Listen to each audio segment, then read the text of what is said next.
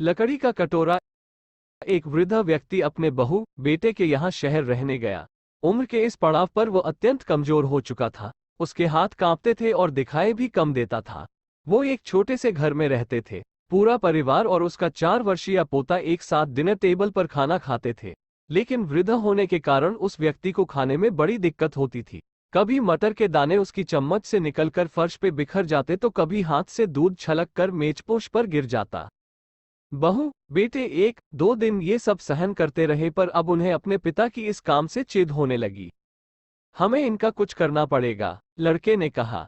बहू ने भी हाँ में हाँ मिलाई और बोली, आखिर कब तक हम इनकी वजह से अपने खाने का मजा किरकिरा करते रहेंगे, और हम इस तरह चीजों का नुकसान होते हुए भी नहीं देख सकते। अगले दिन जब खाने का वक्त हुआ तो बेटे ने एक पुरानी मेज को कमरे के कोने में लगा दिया। अब बूढ़े पिता को वही अकेले बैठकर अपना भोजन करना था। यहाँ तक कि उनके खाने के बर्तनों की जगह एक लकड़ी का कटोरा दे दिया गया था, ताकि अब और बर्तन ना टूट फूट सके। बाकी लोग पहले की तरह ही आराम से बैठकर खाते, और जब कभी कभार उस बुजुर्ग की तरफ देखते तो उनकी आंखों में आंसू दिखाई देते। ये देखकर भी बहू बेटे का मन नहीं पिघलता। वो उनकी छोटी से छोटी गलती पर ढेरों बातें सुना देते।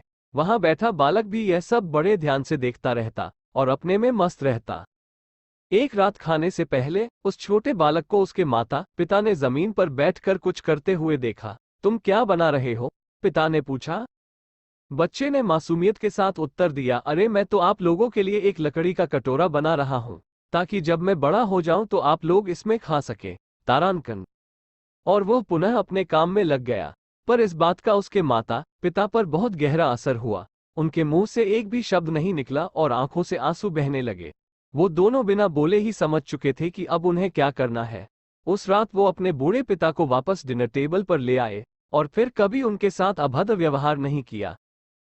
कहानी की सीख, कभी भी अपने पेरेंट्स के साथ ऐसा व्यवहार ना करें कि कल को आपकी संतान भी आपके लिए लकड़ी का कटोरा तैयार करने लगे।